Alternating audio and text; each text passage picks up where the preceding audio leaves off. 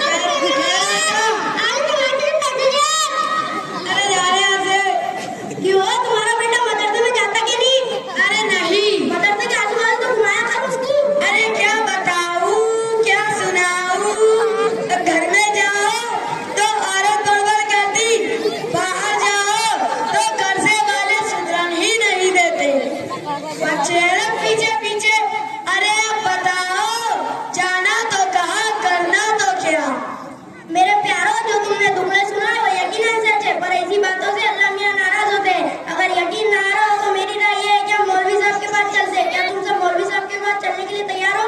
जी हाँ। अस्सलाम वालेकुम वरहमतुल्लाहि वबरकातुहू। मौलवी साहब, आप हमें कुरान और हदीस के रोशनी में बताएं कि बंदे पे जो हालात, बीमारियां, तंदुरुस्तियां, परेशानियां ये अल्लाह की तरफ से